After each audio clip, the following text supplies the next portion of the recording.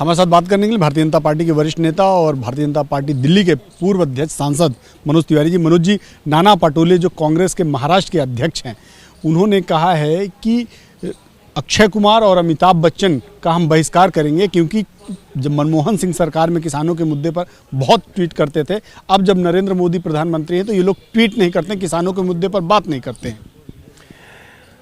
देखिए, ये कांग्रेस के जो महाराष्ट्र अध्यक्ष हैं, इनको मैं पूछना चाहता हूँ, आप ही बनाए थे क्या इंडस्ट्री? अमिताभ बच्चन को आप ही बनाए हो क्या? जरा राहुल गांधी से पूछ के बताओ, अक्षय कुमार को आप ही बनाए हो क्या? हम शूटिंग तक नहीं करने देंगे। तो ये शूटिंग की व्यवस्था इनकी दी हुई है क्या?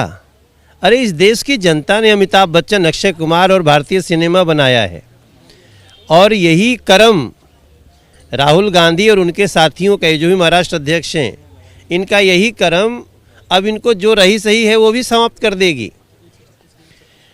अमिताभ बच्चन को, अक्षय कुमार को इस देश के प्रति कोई भी कुछ करेगा तो उसको बोलने ना बोलने का अधिकार है।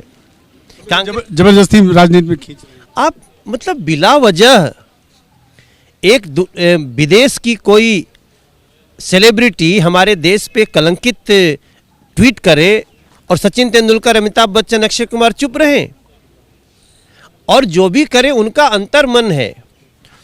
कांग्रेस के प्रवक्ता हैं क्या वो कि वो जाके के अभी क्या क्या बोलेंगे?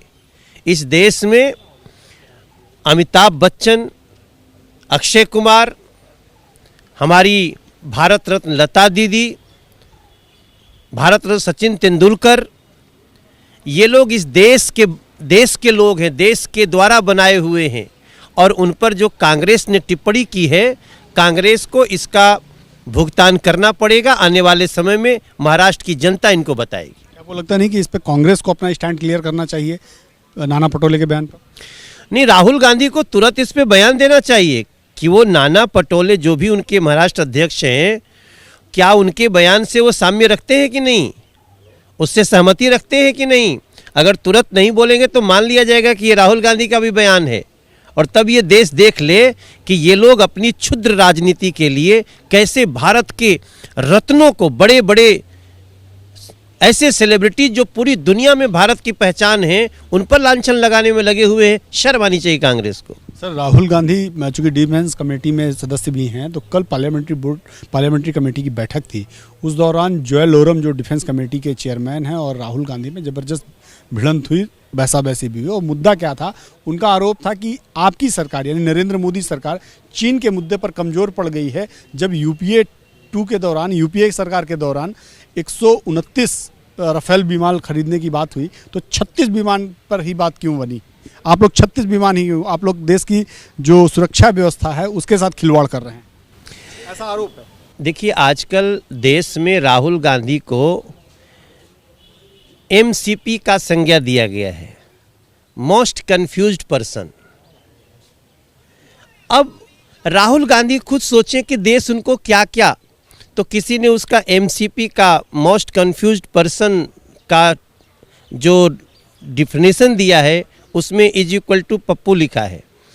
अब ऐसे राहुल गांधी, जिनको न तो संसद की मर्यादा का पता है, वो खुदे संसद में कहते हैं चलो जी शोक मनाओ, उनको ये नहीं पता है कि राष्ट्रपति जी के अभिभाषण पे किस प्रकार का व्यवहार होना चाहिए, उनको ये नहीं पता है कि उनकी इन्हीं करने के कारण अमेठी वालों ने खदेड़ दिया, जाना पड़ा उनको दूसरे किसी राज्य में।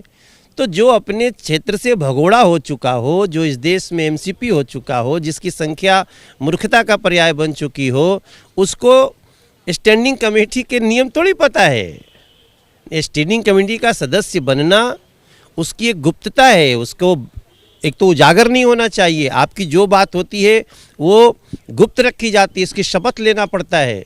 मैं समझता हूँ राहुल गांधी के लिए ये देश जो संज्ञा दे रहा है मोस्ट कन्फ्यूज पर्सन, वो सही है। सर, एक अंतिम सवाल, चूंकि राकेश टिकैत काफ़ी समय से लगातार किसानों के मुद्दे पर धरना दे रहे हैं, कल उन्होंने हिसार में एक सभा में कहा कि यदि किसानों का मुद्दा सॉल्व नहीं होता तो किसान अपने लिए तो बचा लेंगे फसल खाने के लिए, लेकिन बाकी फसल में आग लगा देंगे।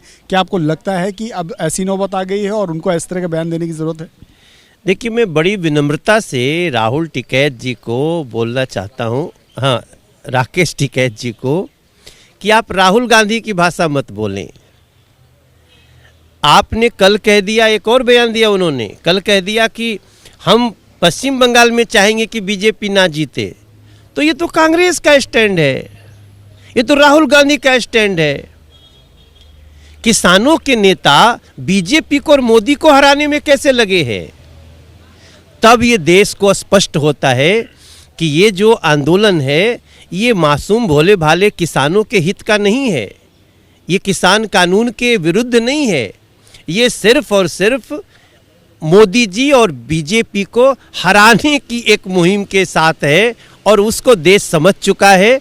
देश इसका जवाब देगा। धन्यवाद हमसे बात करने के लिए। मनोज तिवारी जी थे, साफ तौर पे कह रहे हैं कि राहुल गांधी को स्टैंड क्लियर करना चाहिए कि नाना पटोले का जो बयान है वो नाना पटोले का बयान किसका बयान है, राहुल गांधी का है या कांग्रेस का। अगर वो अपनी स्थिति स्पष्ट नहीं करते हैं तो ये माना जाएगा कि ये बयान भी राहुल गांधी का बयान है।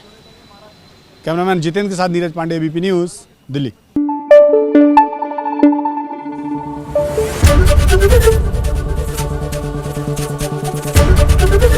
एबीपी न्यूज़ आपको रखे आगे।